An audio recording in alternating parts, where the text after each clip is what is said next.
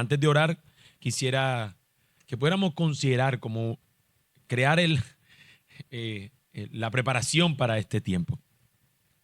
Hay situaciones que pasan en esta vida que son impresionantemente terribles y que llenan los corazones de profundo dolor. Hay situaciones que vivimos en esta vida o que escuchamos de otros que viven y nos llenan de profundo dolor. Cuando estas cosas ocurren, nosotros nos preguntamos, ¿por qué pasó esto, Señor? ¿Qué propósito tenías en esto? ¿Qué vas a hacer, Señor? También solemos decir, alguien tiene que pagar en caso de tratarse de algo que requiera, que demande justicia. Alguien tiene que pagar, queriendo ocupar incluso en ocasiones con esto el lugar que solo le corresponde al Señor. Tiene que pagar de esta forma. Quiere el Señor enseñarnos por medio de este difícil pasaje a contemplar la gracia del Evangelio en momentos donde el dolor es tan profundo que podría cegarnos a ver esa gracia. Voy a repetirlo. Quiere el Señor enseñarnos por medio de este pasaje tan difícil a contemplar la gracia que hay en el Evangelio, que en momentos donde el dolor es tan profundo pareciera cegarnos a esa gracia. Roguémosle al Señor que nos ayude a ver su gracia en medio también del dolor. Amado Dios, tú sabes, Señor, lo difícil que ha sido, Señor, quizás esta semana el poder tener un sermón como este, pero confiamos en que el poder es tuyo, Señor, para hablar a nuestras vidas. De manera que la confianza a la que nos acercamos, Señor, no es a ver la dificultad del texto y a ver cómo fue desarrollado, sino que tú tienes para decirnos por medio de tu palabra. Así que prepara nuestros corazones para recibir tu gloriosa palabra, tu glorioso evangelio, trayendo, Señor, consuelo, exhortación, ánimo, lo que tenga, Señor, que ser traído a nuestros corazones a través de este texto, y que nosotros, Señor, podamos ser estos oidores también que hacen, que llevan a cabo tu palabra. Señor, te lo pedimos en Cristo. Propícianos a nosotros el estar, Señor, libres de distracción para poder atender, Señor, a tu palabra. Ayúdanos, Señor, a mantenernos firmes en esto. En Cristo te lo pedimos, Señor eterno. Amén. Amén. En estos días se hizo conocida, no sé, tal vez todos no, pero yo sí lo escuché y varios también, estoy seguro, una noticia donde una muchacha terminó declarando que había tenido una relación de muchos años con un cantante famoso español. Y después de haberlo tenido, ahora salió argumentando varias cosas y la comunidad en internet se volcó. Entre lo que dicen que este tipo terminó abusando de ella porque aunque ella era mayor de edad, él en su capacidad, su poder, por ser un personaje mediático y por tener más vida que ella, más tiempo, más años de vida que ella, la aventajaba. Entonces algunos decían, hay un tipo de abuso allí. Y por otro lado, algunos decían, no, es el sueño de toda groupie que llaman, que busca un famoso para poder, pues, estar lo más cercano que se pueda a ese famoso. Quizás en este asunto, aunque está movido en este sentido, este aspecto de esta semana ha estado allí, nosotros hemos escuchado casos que han sido más aberrantes que este. Por ejemplo, la famosa isla de Epstein, lugar donde ocurrían aberraciones de este tipo. Un productor de un canal de niños que se aprovechaba de su condición de productor de niños para usar a niños, para poderlo poner en el programa, abusaba de ellos. También un cantante llamado Diddy, que en sus famosas fiestas también practicaban actos aberrantes y depravados. Y también un exfutbolista brasileño que estuvo preso precisamente por un acto o por ser acusado por un acto de violación. Así una infinidad de sucesos, de abusos y violaciones que nos llenan de una cantidad de sentimientos encontrados. ¿Qué podemos decir cuando estas cosas ocurren? ¿Qué es lo primero que pensamos, hermanos, cuando cosas como estas suceden? Que se haga justicia tal vez, Señor, haz justicia a estos malvados lo que han hecho, Señor, hazle justicia. ¿Qué es lo que deseamos hacer si esta circunstancia nos sucede a nosotros o a algún cercano a nosotros? ¿Qué es lo que pensamos nosotros? ¿Hacer justicia por nuestra propia cuenta tal vez? Yo le daría con todo el peso de mi brazo, con toda la furia que yo pudiera descargar sobre una persona ante algo que pudiera hacerme a mí o algún cercano mío. Pensamos también, ¿cuál es la opinión acerca de Dios de esto? ¿Qué nos dicen en su palabra al respecto? ¿O es que acaso Dios se queda en silencio? ¿Será que a Dios no le importa que estas cosas sucedan? ¿Será que Dios está totalmente callado cuando este tipo de cosas ocurren? Las maneras de reaccionar a esto son tan variadas y al mismo tiempo tan parecidas, pues siempre involucran un sentimiento de dolor y por otro lado la indignación lleva a las personas a un clamor por justicia y de no ver que la justicia le satisfaga, lleva a la persona a un clamor de venganza. Esa respuesta la vamos a ver en nuestro pasaje del día de hoy. Todo empieza con tristeza, la tristeza lleva a la indignación lleva a una búsqueda de justicia y la justicia, al no verse que él puede saciarlos, lleva a la venganza. Y lamentablemente, lo que origina estas respuestas es la misma lamentable situación. La hija, la única mujer, la única hija mujer que tiene Jacob, Dina, será violada. Dina será violada. Lo cual no está de más señalar lo horrible y doloroso que es una situación así. Lo horrible, terrible, vergonzoso, doloroso que es padecer por una situación así. No creo que el título de mi sermón pudiera recoger en su totalidad lo que este depravado acto implica, pero es lo que termina siendo en última instancia una terrible ofensa. Sé que no encierra todo lo que pueda significar esto, pero en última instancia podemos decir esto es una terrible ofensa. Algo que todos debiéramos rechazar en toda circunstancia. Algo que no debiera ser aprobado bajo absoluta situación o condición. No hay nada que pudiera considerar una violación de este tipo como algo permisivo, como algo que sea válido. No existe circunstancia bajo la cual pudiéramos considerar esto como válido. Sé por una fuente confiable que en tiempos de pandemia estos casos crecieron de manera significativa.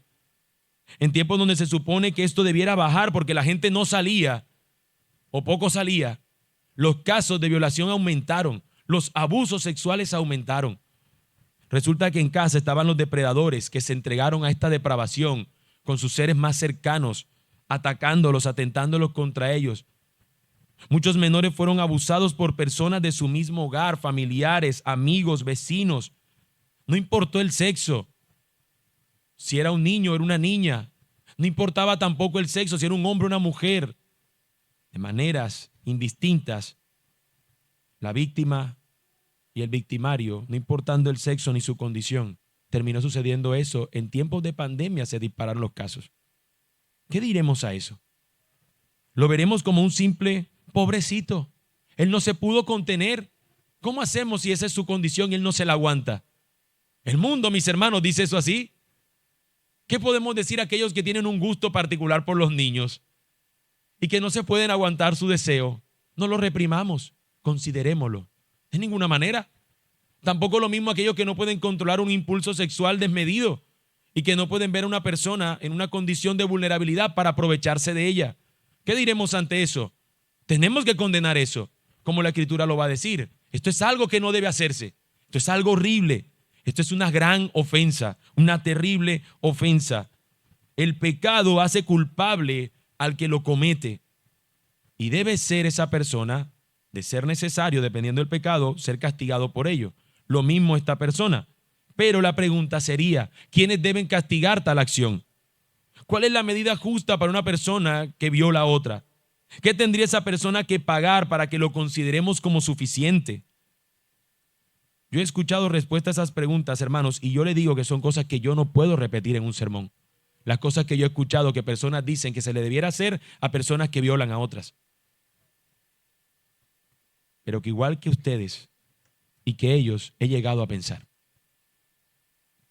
Pero conforme al Evangelio, y es el propósito de mi sermón, debemos afirmar lo siguiente. Una terrible ofensa requiere una gran solución y esta no nace en nosotros, sino de Dios y de su palabra. Una terrible ofensa requiere, sí, una gran solución, pero no puede venir de nosotros. Nuestra medida no tiende a ser justa. La medida tiene que venir de Dios, que sí es justo, y a cada quien pagará conforme a sus actos. Vamos a ver lo que quiero decir con esto en el desarrollo del sermón. En todo momento, lugar o situación, debiéramos honrarle y glorificarle, y esto lo haremos sometidos a su palabra para responder y andar conforme a su voluntad. Sé que a priori esto parece ser muy simplista, pero espero que tu paciencia me acompañe en el desarrollo y conclusión de mi sermón. Este asunto lo hace necesario. porque en el pasaje encontraremos que toda la gente involucrada actuó sin considerar al Señor. Todos los involucrados actuaron sin considerar al Señor. Lo veremos en el pasaje siguiendo la siguiente estructura. En primer lugar, veremos que es una terrible ofensa. Los versículos 1 al 7. En segundo lugar, veremos en Génesis 34, de los versículos 8 al 19, que aparecen unas soluciones a la ofensa, unas soluciones aparentes, no son las sinceras. Y en tercer lugar, veremos soluciones sinceras a la ofensa de los versículos 20 al 31. Así que el Señor nos guíe y nos ayude en esto y empecemos por lo que es esta terrible ofensa. La terrible ofensa, Génesis 34, del 1 al 7. Esta, mis hermanos, este suceso que veremos hoy, que he mencionado, que veremos hoy, es de esas cosas que jamás deseamos que sucedan. Y si ocurren, si llegan a ocurrir, pensamos que no le debieran pasar a un hombre que está caminando con el Señor. Son de las cosas que pensamos que estén lejos de nosotros, lo más lejos. Recordemos, Jacob, estos son sus pasos recién. Este es lo siguiente que nos dice después de que él ha confesado: tú eres el Dios de Israel, tú eres mi Dios. Acto seguido, terrible situación enfrenta. Acto seguido. Lo siguiente que nos menciona el texto es una situación de violencia, en este caso una violación. Este hombre se ubicó junto a su familia en una región donde la gente no consideraba a este Dios que se le había revelado a él.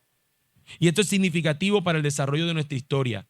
Jacob se ubicó en un lugar donde Dios no era considerado el Dios, sino solamente Jacob, este era su Dios personal. De hecho, por lo que vamos a ver más adelante, el mismo Jacob es el único que aparece en su familia que tiene este Dios como el Dios personal, como su Dios con el que él se relaciona.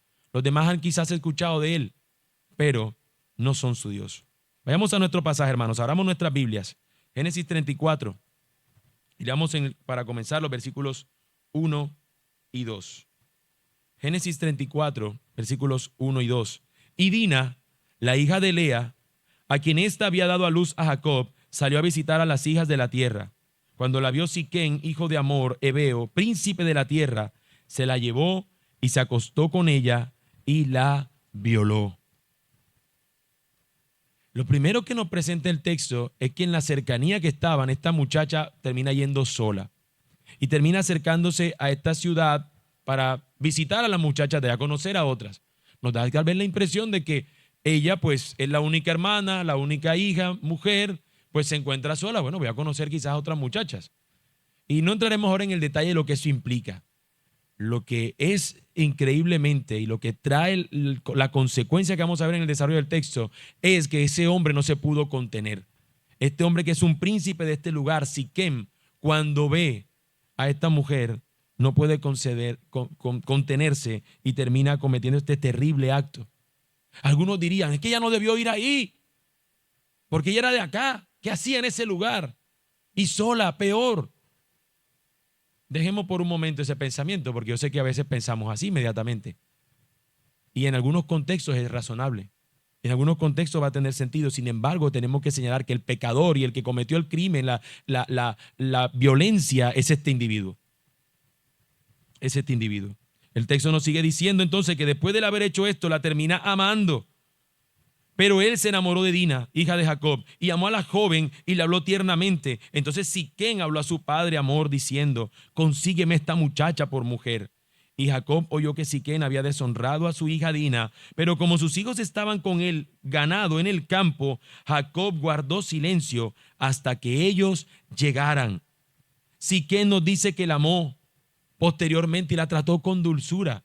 Todo lo contrario cuando la primera vez que se encontró con ella, es lo que nos está intentando decir el texto. La violencia con la que accedió a ella fue de tal dimensión que luego nos dice, ahora cambia todo y él la trata con total dulzura porque ahora la ama.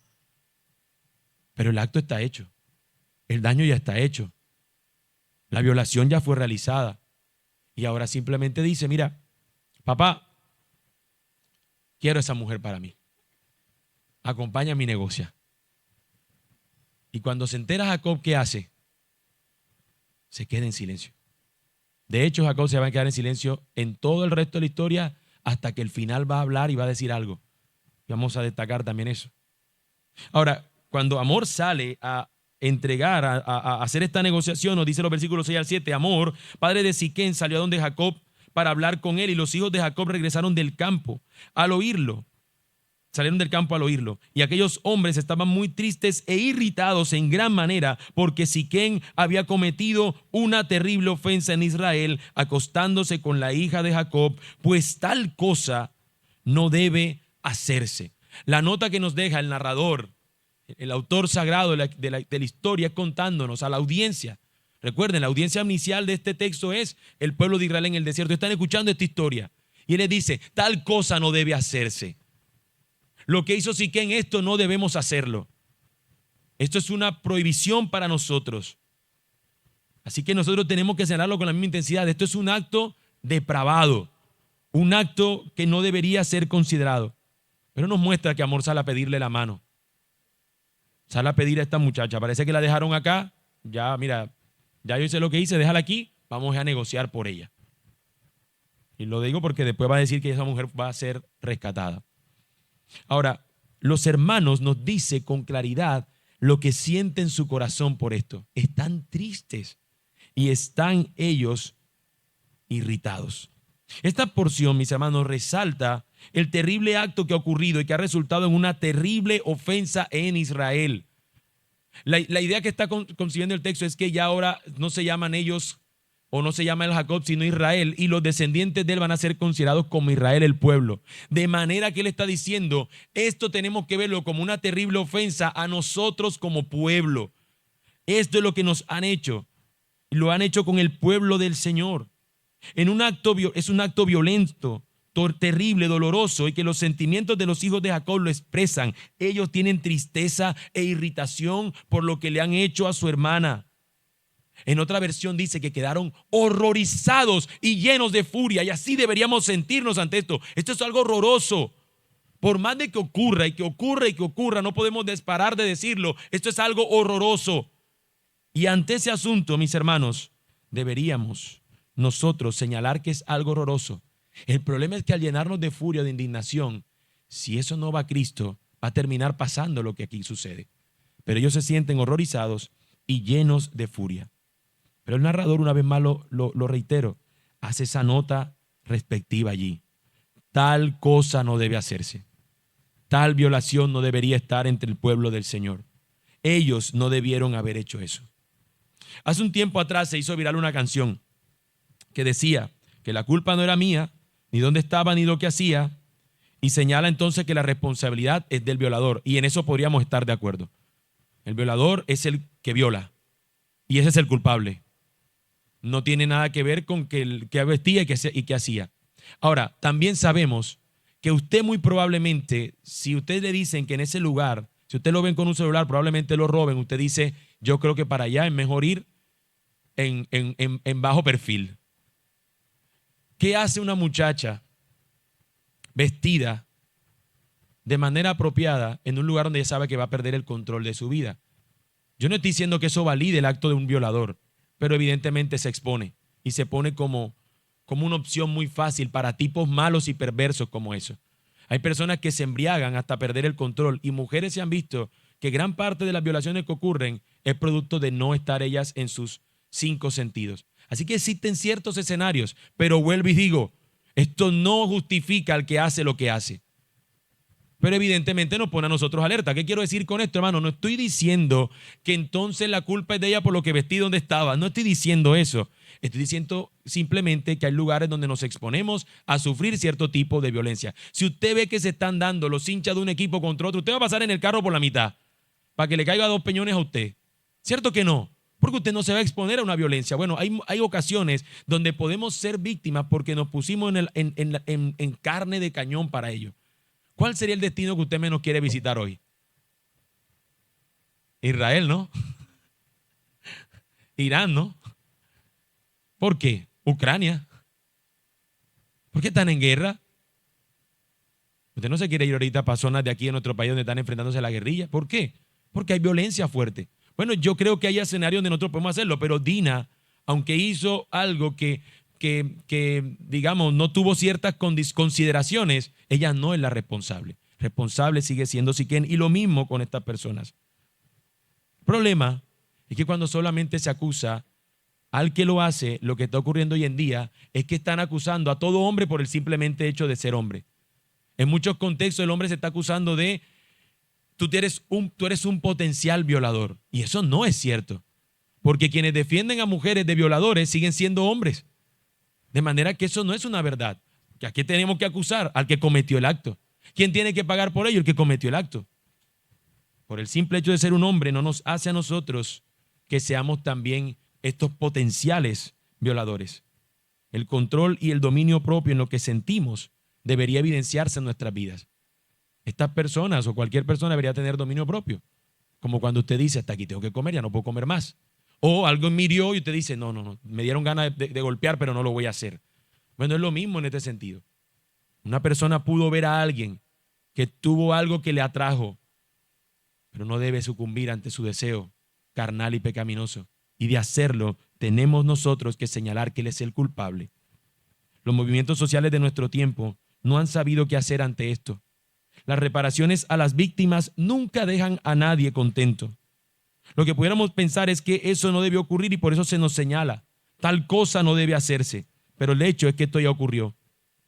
Es una terrible ofensa que ha traspasado los corazones de una familia y la tristeza e irritación se han hecho presentes. Y ellas no son buenas consejeras para solucionar un acto tan terrible. La tristeza y la posterior irritación no son buenas consejeras para mover a una persona a buscar la solución justa. Solamente ante una terrible ofensa hay una gran solución. Y esta no nace de nosotros, sino de Dios y su palabra. Tras esta acción tan horrible, encontramos a los personajes en distintas vías de solución. El padre de la víctima hace silencio. El padre del agresor ve un negocio. Los hermanos de la víctima están dolidos y enfurecidos. El agresor ahora dice amarla. La víctima Dina no se nos dice nada de ella.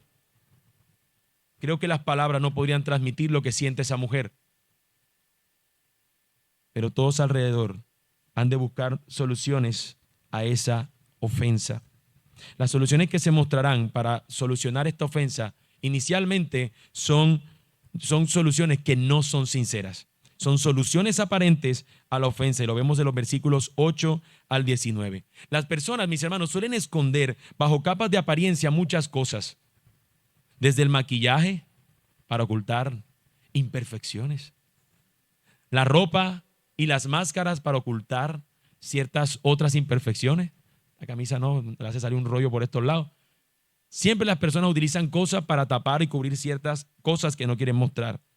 Ahora, también se usan sonrisas, gestos amables y palabras dulces para ocultar lo que realmente piensan. A eso le llamamos hipocresía, lo cual es una máscara. Esta gran ofensa, ellos la van a intentar solucionar a través de un camuflaje, a través de una aparente solución, pero detrás se esconden un fuerte deseo para cobrar justicia a su manera. Veámoslo. Versículos 8 al 12, la propuesta que hacen los ofensores. Versículos 8 al 12 nos dicen: pero Amor habló con ellos. El alma de mi hijo Siquem anhela la hija de ustedes. Les ruego que se la den por mujer. Enlácense con nosotros en matrimonios. Dennos sus hijas y tomen las nuestras para ustedes. Así morarán con nosotros y la tierra estará a su disposición. Habiten y comercien y adquieran propiedades en ella. Dijo también Siquem al padre y a los hermanos de ella: si hallo gracia ante sus ojos, les daré lo que me digan. Pídanme cuanta dote y presentes quieran, y les daré conforme a lo que me digan. Pero denme a la joven por mujer. El tipo fue obsesionado después de lo hecho. Amor interviene. Mi hijo ama a esta mujer. Mi hijo ama a su hija. Mi hijo ama a su hermana. Y si ustedes acceden, nos mezclaremos y seremos un solo pueblo. Y sabemos que esto también está siendo una tensión, porque sabemos cómo llegan a ser estos de un solo pueblo. Y aquí están estas personas, con una intención aparente de que si esto sucede así, terminarán mezclándose. Si quien interviene y está dispuesto a hacer lo que sea para ser aceptados. Así que esto se ve como una buena propuesta, pero no hay arrepentimiento. En ningún momento está diciéndose: mira, lamento lo que he hecho, he atentado contra esta mujer. No hay ninguna evidencia de esto, sino simplemente esto es algo que el dinero también puede comprar. Esto es algo que lo podemos solucionar de una manera.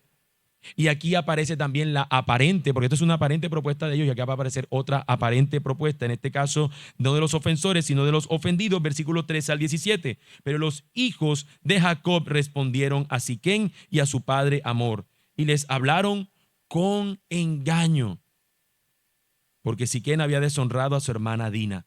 Es la segunda vez que nos habla de eso. La primera vez que nos lo dijo, nos dice, ellos sintieron tristeza e irritación porque habían deshonrado a su hermana. Y ahora nos dice que ellos accedieron a engaño, justificándolo, ¿bajo qué cosa? Porque habían deshonrado a su hermana Dina. Y les dijeron, no podemos hacer tal cosa, dar nuestra hermana a un hombre no circuncidado, pues para nosotros eso es una deshonra. Solo con esta condición los complaceremos. Si ustedes se hacen como nosotros, circuncidándose cada uno de sus varones, entonces sí les daremos nuestras hijas y tomaremos sus hijas para nosotros y moraremos con ustedes y seremos un solo pueblo. Pero si no nos escuchan y no se circuncidan, entonces tomaremos a nuestra hija y nos iremos. Aquí está. Las cartas sobre la mesa. Todo está en juego. ¿Qué van a decir estas personas? ¿Cómo van a terminar respondiendo a esto? Ya lo veremos más adelante. Lo que vemos aquí es que es una propuesta engañosa. Es producto de la deshonra que han visto en su hermana. Ellos apelan a la circuncisión. Recordemos lo que implica la circuncisión. Era la señal que tenían ellos que indicaba que eran el pueblo de Dios.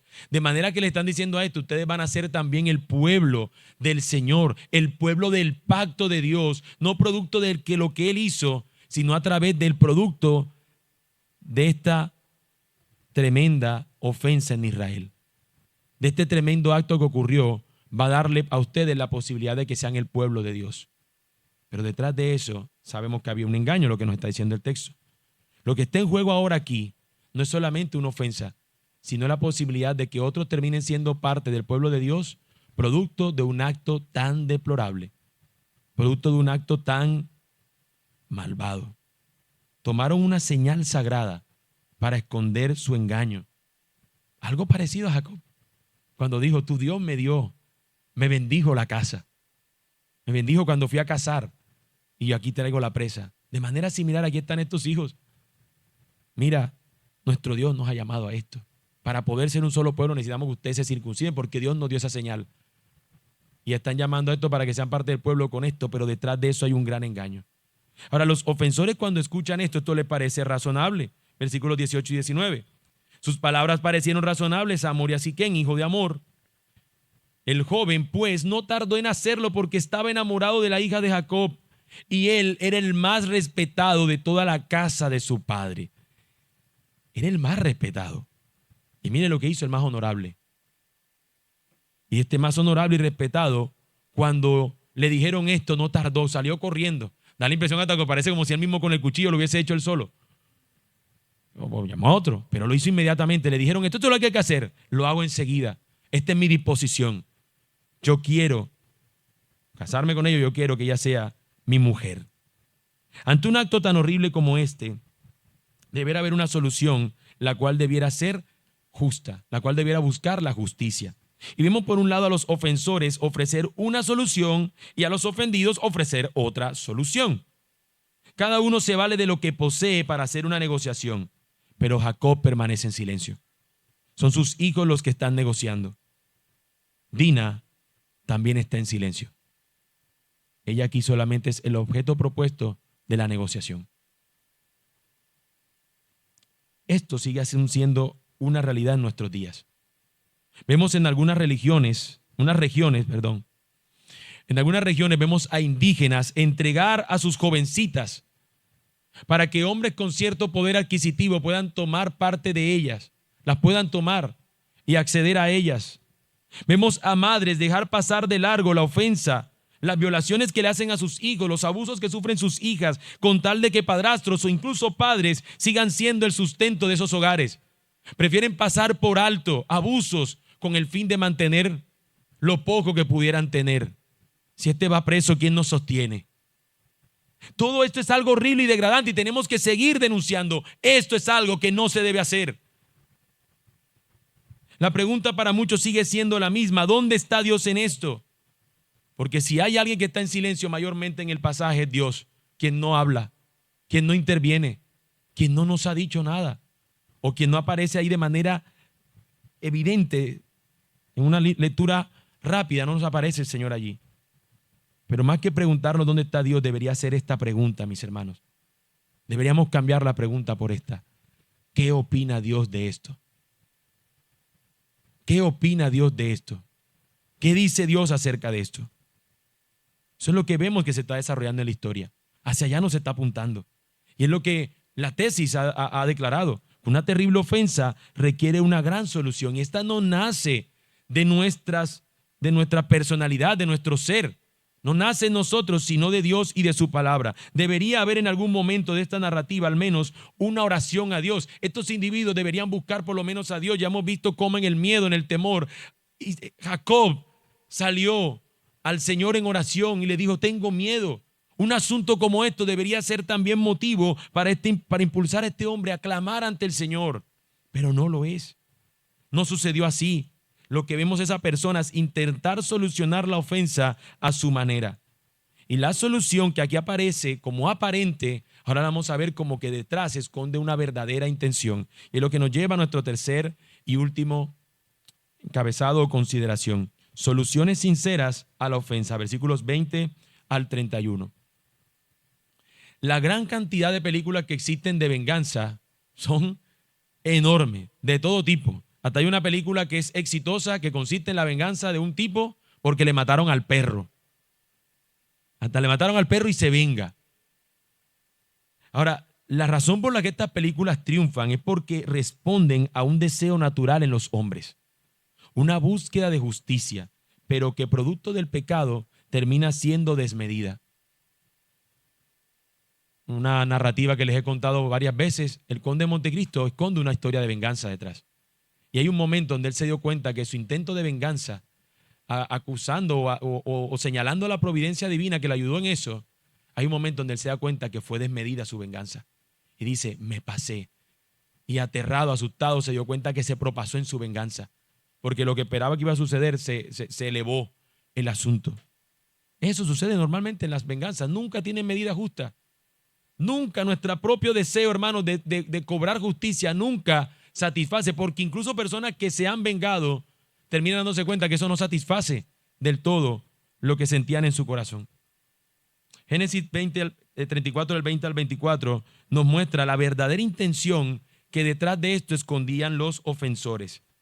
Nos dice que entonces Hamor y su hijo Siquén vinieron a la puerta de su ciudad y hablaron a los hombres de la ciudad: estos hombres están en paz con nosotros, déjenlos pues morar en la tierra y comerciar en ella, porque vean, la tierra es bastante amplia para ellos. Tomemos para nosotros a sus hijas por mujeres y démosles nuestras hijas, pero solo con esta condición consentirán ellos en morar con nosotros, para que seamos un solo pueblo que se circuncide,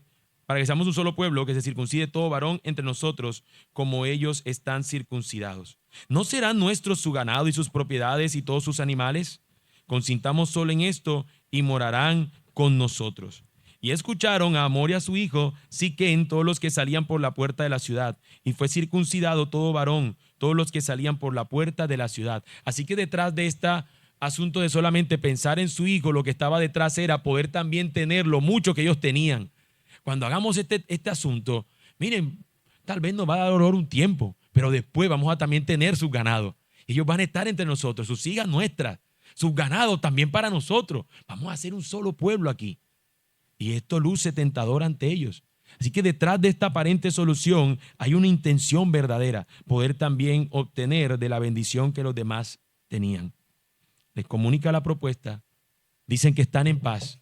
Ellos nos han dicho: estamos en paz, sin saber que ellos no estaban en ninguna paz, sino que la irritación y la tristeza los estaba moviendo hacia la venganza. Así que la idea de circuncidarse les pareció bien a todos por el beneficio que iban a obtener a futuro. Pero aparece la verdadera intención de los ofendidos en los versículos 25 al 26. Pero sucedió que al tercer día, cuando estaban con más dolor, dos hijos de Jacob Simeón y Leví, hermanos de Dina, tomaron cada uno su espada y entraron en la ciudad que estaba desprevenida y mataron a todo varón. Mataron también a Amor y a su hijo Siquem a filo de espada y tomaron a Dina de la casa de Siquem y salieron. Nos dice entonces los versículos siguientes: después vinieron los hijos de Jacob, pasaron sobre los muertos y saquearon la ciudad porque ellos habían deshonrado a su hermana. Una vez más, ahora la venganza y el hecho de saquearlo lo justifican por la deshonra que ha tenido su hermana. Y se llevaron sus ovejas, sus vacas y sus asnos, lo que había en la ciudad y lo que había en el campo. También se llevaron cautivos a todos sus pequeños y a sus mujeres y saquearon todos sus bienes y todo lo que había en las casas. Ellos aprovecharon el momento de debilidad para consumar su venganza detrás de esa aparente búsqueda de circuncidémonos para ser un solo pueblo, circuncídense para ser un solo pueblo. Escondían detrás este deseo de venganza porque nuestra hermana ha sido ofendida. Y lo hacen Simeón y Leví, dos hijos de Jacob. Pero posteriormente nos dice que los otros hijos vienen a completar el trabajo. Es decir, después los hermanos vienen y dicen, bueno, esto ya mataron, todos fueron a recoger el botín de guerra, o bueno, ni siquiera de guerra, lo que adquirieron allí, y a todas las personas que dejaron allí con vida, mujeres y niños. Luego concluye presentándonos que la solución esta fue incompleta. Versículos 30 y 31. Entonces Jacob dijo a Simeón y a Leví: ustedes me han traído dificultades, haciéndome odioso entre los habitantes del país, entre los cananeos y los fereceos. Como mis hombres son pocos, ellos se juntarán contra mí y me atacarán, y seré destruido yo y mi casa. Pero ellos dijeron: ¿había de tratar él a nuestra hermana como una ramera?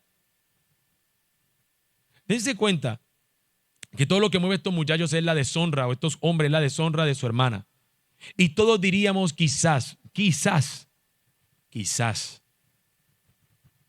Muchos han pensado, se lo ganaron. Está bueno.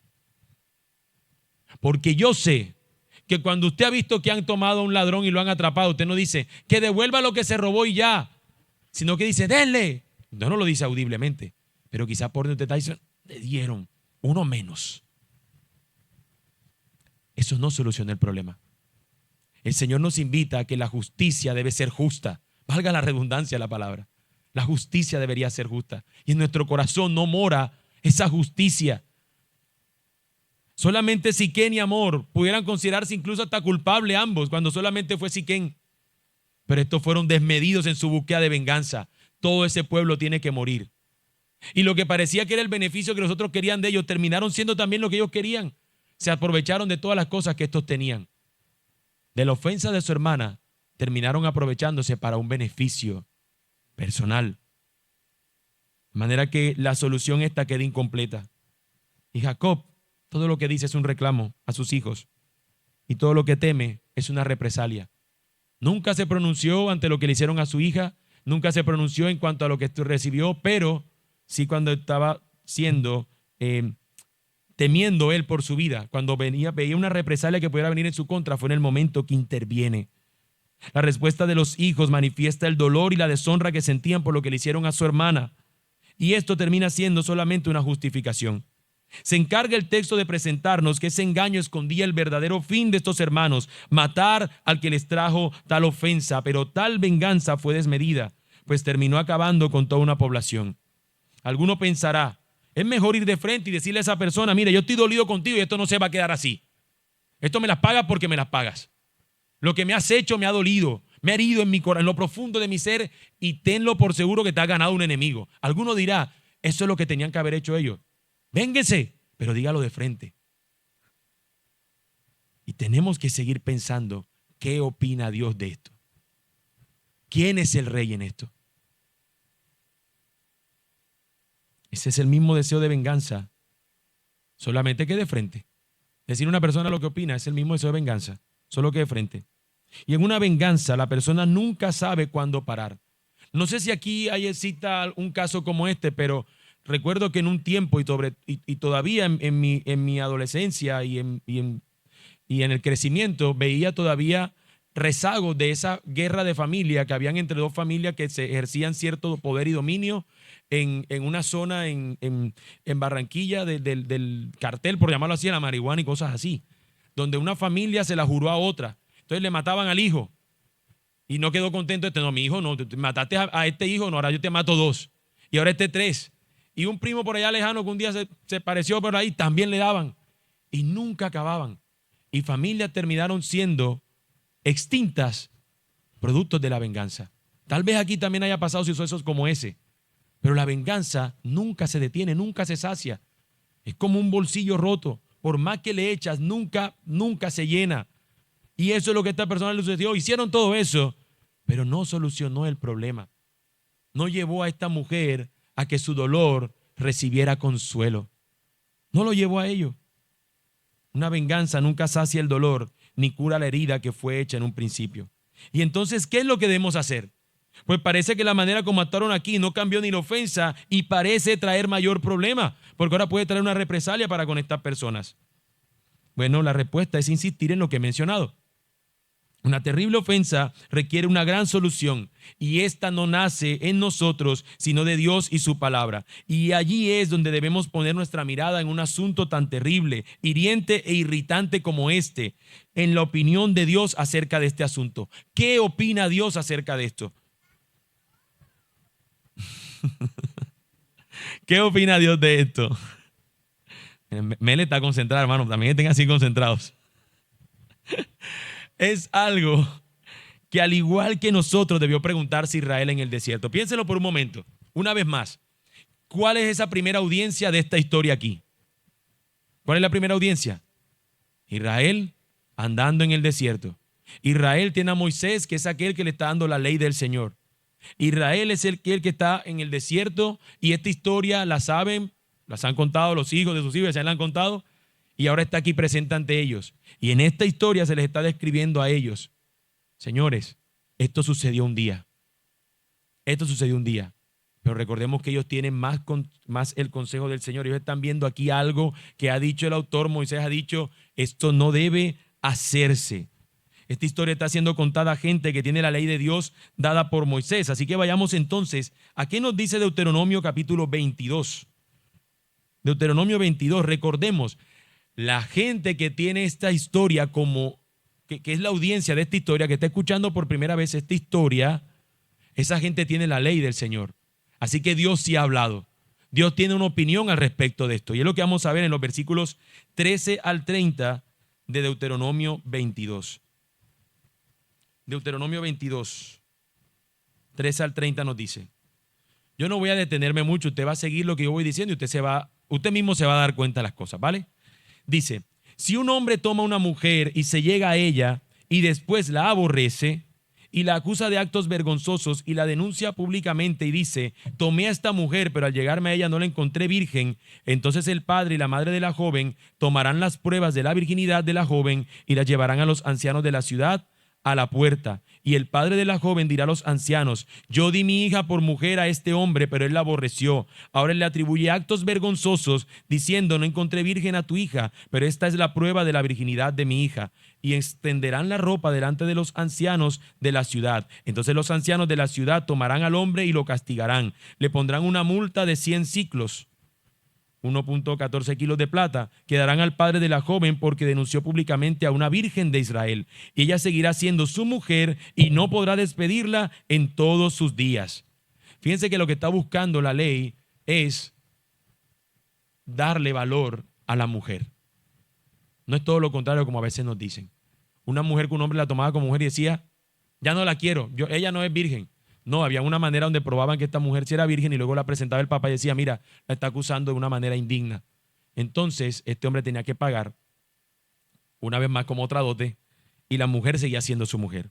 Pero, si el asunto es verdad, que la joven no fue hallada virgen, entonces llevarán a la joven a la puerta de la casa de su padre y los hombres de su ciudad le apedrearán hasta que muera porque ella ha cometido una terrible ofensa en Israel, prostituyéndose en la casa de su padre. Así quitarás el mal en medio de ti. Diríamos, ¿pero por qué la van a matar? Porque ella ha cometido una fornicación. En algún momento en la casa de su padre, donde se suponía que debía estar segura, de alguna manera fornicó con alguien, es lo que estaba intentando de ver esto. No vamos a entrar en los detalles, pero mira, pero que si una cosa, es la ley en el general lo que nos está ubicando es, si el pecado se hallaba, porque alguno dirá, ¿y qué pasa si en otros pecados también pasaba lo mismo? Lo que intentaba este tipo de ley, la ley del Señor era, el pecado tenía que morir, el pecado hay que darle muerte, y esta mujer había aparecido ante la sociedad, que era una virgen, pero que no lo era, había fornicado, se había prostituido, se había entregado a alguien de una manera indigna e indecorosa. Versículo 22. Si se encuentra un hombre acostado con una mujer casada, los dos morirán. El hombre que se acostó con la mujer y la mujer. Así quitarás el mal de Israel.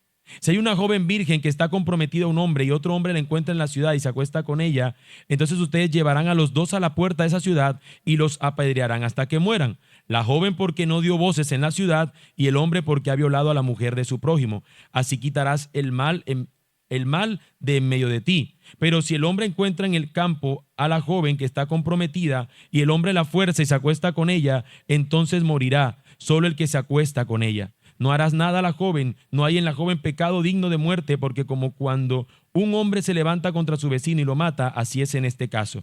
Cuando él la encontró en el campo, la joven comprometida dio voces, pero no había nadie que la salvara. Es decir, que en el caso de la ciudad, es si ella se queda callada y no grita voces de auxilio. Y en una ciudad, y no en el contexto de esta ciudad, en una ciudad como esa se iba a escuchar si alguien gritaba, porque todo estaba ahí pegado. Todas las casas tenían otra condición a esta, así que una mujer en una situación de esta tenía que serlo. Alguno dirá, ¿y si la golpearon y la privaron? Bueno, eso tendría que examinarlo la ley. Evidentemente no pudo dar voces de auxilio, pero lo que tenía aquí era darle la dignidad que tenía una mujer que podía ser usada por otro hombre y aprovechada. Pero miren lo que sigue diciendo.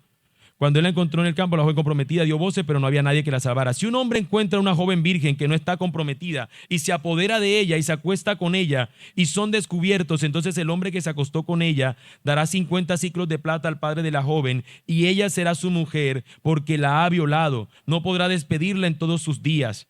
Ninguno tomará a la mujer de su padre para que no descubra lo que es de su padre. Concluye la ley aquí con dos cosas que va a señalar. Una este capítulo que hemos leído y otra el siguiente. En el siguiente, un hijo de Jacob se va a acostar con una de las mujeres de su padre. Cosa que la ley va a decir, eso tampoco se hace. Y aquí nos está diciendo que esto no iba a hacerse, pero en caso de que ocurriera, había algo en la ley que decía que si ese hombre era descubierto, o en este caso, como veíamos que este hombre estaba dispuesto a casarse con ella, tenía que pagar una dote. Así que para Israel esto significaba, Dios dio una manera donde la mujer sea dignificada cuando los hombres intentan agredirla a ella. La ley de Dios, la ley que Dios le daría a Israel por medio de Moisés, considera la violación como un pecado grave y un acto de violencia que debe ser castigado, enfatizando la protección de la mujer y la responsabilidad del agresor. Israel, al ver esta historia y tener la ley del Señor, ellos debían saber cómo razonar. ¿Y nosotros qué pudiéramos decir al respecto de cada personaje en esta historia al considerar la ley? Siquén es inocente porque después de la violación amó a Dina. Sigue siendo culpable. Él fue culpable, solo que quería ahora hacerse responsable en lugar de despreciar a esa mujer. Ahora él debía responder por ella. Los hermanos de Dina hicieron mal porque no aceptaron algo que sería bien para su hermana en medio de lo malo, o hicieron bien por buscar pagar la ofensa. Jacob fue un cobarde que en silencio se mantuvo mientras esto sucedió. Tremendo hombre de Dios. Solo habló cuando él mismo se ve en peligro. ¿Qué diremos en esto, mis hermanos? Israel debía considerar la ley y aún con eso aunque eso pudiera quedar con algunas lagunas, con algo que no pudiera estar del todo dicho, no habría manera de poder solventar el problema central en esto, porque la Escritura no apuntaba a que la ley fuera la solución. La ley no podría solucionarnos todo el problema. La ley del Señor aquí la vemos que pudiera llevar a algunos escenarios donde no pudiera cumplirse a cabalidad lo que ella demandaba. Y la misma Biblia dice que la ley no fue dada para que nosotros pudiéramos encontrarnos justificados a través de ella. Una solución mayor era necesaria. Una terrible ofensa requiere una gran solución. Y esta no nace en nosotros, sino de Dios y su palabra. Y esta solución es Jesús. La solución que la ley proponía no puede quitar el dolor de Dina, pero Jesús sí puede hacerlo. Ninguna de las cosas que vimos en la ley puede quitarle el dolor que esa mujer sufre por haber sido violada. ni ninguna mujer, ni ningún hombre que en este mundo haya sido violado, abusado sexualmente. Ninguna cosa. Ni aunque ese hombre tomara con su propia mano y acabara con aquel que lo atentó, tampoco su dolor sería satisfecho. Su dolor no sería quitado. Pero Cristo sí. Cristo sí puede hacerlo. La solución solamente puede venir de Él. Cuando Jesús le trajeron una mujer que por la ley debía ser apedreada, Jesús le mostró compasión y misericordia. Le mostró a esa mujer que en Él hay gracia, que en Él hay perdón, que en Él hay consuelo. Jesús le dijo: ni yo te condeno, pero vete y no peques más. Ante el pecado propio de esta mujer, Jesús le muestra que en Él hay consuelo, compasión, cuidado y misericordia. Cuando el pecado de otros es el que afecta la vida de alguien, como es el caso de Dina, Jesús sigue siendo la solución también. No sé cuántos aquí han sido víctimas de algo así como una violación, o hayan vivido de cerca un caso como esto con algún cercano. Pero puedes acercarte a Él, pues Él entiende tu dolor y la ofensa que has recibido. Yo te aseguro que aunque tú tuvieras el poder en tu mano de vengarte de esa persona, de incluso hacerlo lento para que la venganza se consuma de la manera más lenta y que tu carne parezca que se está saciando de eso, no te va a traer gozo, ni no te va a traer tampoco tranquilidad ni descanso. Solamente Cristo, solamente el Señor. Puedes acercarte a Él. Él entiende tu dolor y la ofensa que has recibido, porque ante el pecado debes saber que el mayor ofendido es Él. La mayor ofensa, la terrible ofensa que vemos es que al Señor le duele lo que te han hecho, porque al Señor el pecado es la ofensa que se realiza es ante Él primeramente. Cada vez que un individuo comete un pecado, este mundo Él no lo creó para que el hombre pecara, ni de esa manera ni de ninguna otra. Sin embargo, el hombre despreció a Dios y se levantó contra Él. Y Él descendió a este mundo de pecado, como lo hizo Dina. Él fue agredido, Él fue maltratado, Él fue despreciado, como también le sucedió a Dina. Pero después de ese acto, Dina fue amada por su agresor. Pero quienes agredieron a Jesús no le amaron. Lo que hicieron fue llevarlo a la muerte, muerte que Él no merecía. A diferencia de Dina, Jesús voluntariamente se entregó para que por medio de su muerte pudieran nuestros pecados ser perdonados. Jesús te entiende en tu dolor. Jesús entiende a la víctima, porque Él sufrió, fue víctima de aquellos que lo despreciaron y que quisieron tomarlo a Él, tomar su vida. Lo burlaron. En otro sentido, no igual que Dina, pero también abusaron de Él. Lo golpearon, lo vituperaron, lo escupieron, lo desecharon como un trapo sucio en un campo. Fue tirado a nuestro Señor. Él entiende al que sufre. Él verdaderamente entiende al que está en dolor. Quizás en ese lugar fue en una habitación oscura. Muchas personas pudieron haberte agredido y hacerte daño, pero Jesús no te abandona y en Él puedes ser consolado. Nadie nos pudiera consolar, ni la mayor cantidad de terapia que pudiéramos recibir pudieran traerle consuelo a nuestra alma. Solamente Cristo, a los que se acercan a Él, Él les concede el que puedan sus cargas ser entregadas a Él y Él llevarles a que puedan estar ligeros. Jesús voluntariamente se entregó para que por medio de su muerte pudieran nuestros pecados ser perdonados y para que aquellos que reciben su perdón también puedan disfrutar de su amor.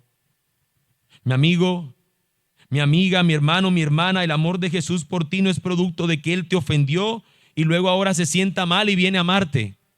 El amor de Jesús es increíble, pues Él fue el ofendido, el agredido, el lastimado, para que violados, abusados en este mundo puedan saber que Él, siendo abusado de manera injusta, pudiera ahora darnos el mayor bien.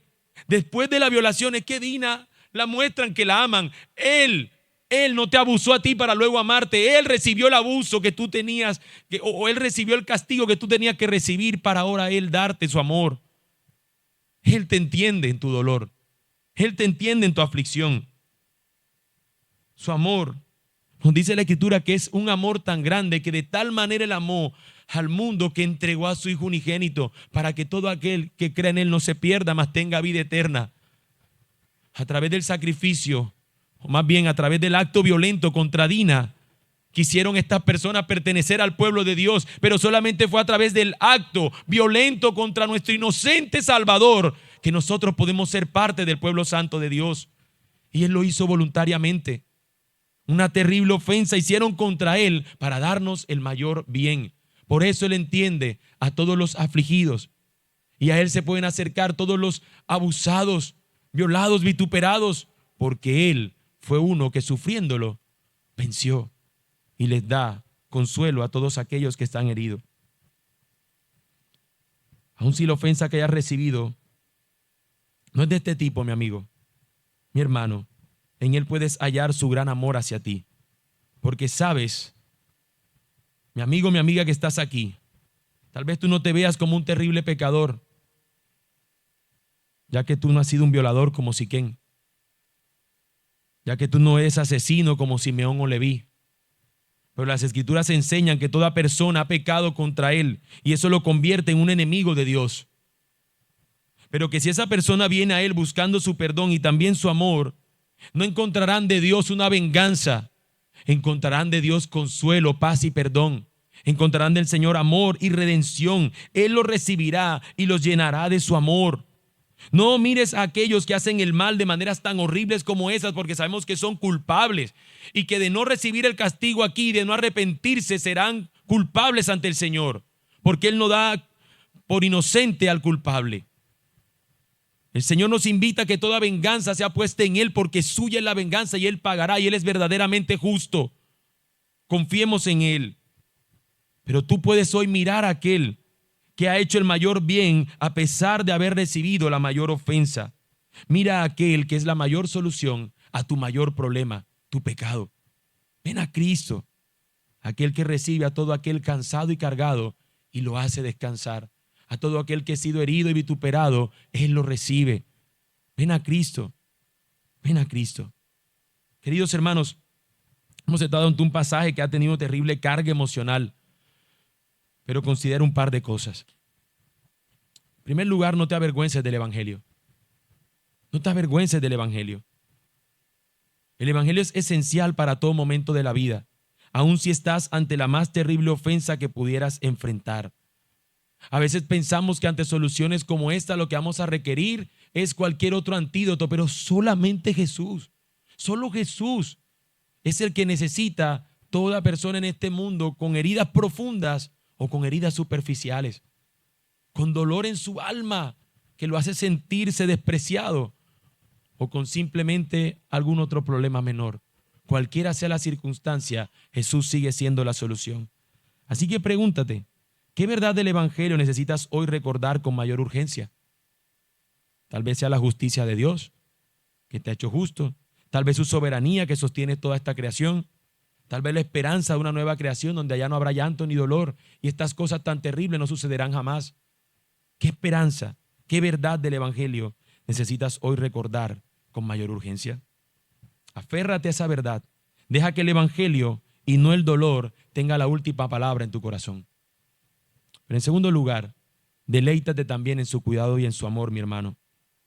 Pregúntate, ¿cómo este pasaje, a la luz del Evangelio de Cristo, nos muestra su amor que es más profundo que la ofensa más dolorosa? ¿Cómo este pasaje nos muestra que ese amor de Él es más profundo que la más dolorosa ofensa? Si eso puedes verlo, si te lo puedes llevar a preguntar, entonces corre a Cristo, corre hacia ese amor, descansa en el cuidado del Salvador que entiende el sufrimiento porque Él mismo sufrió por ti.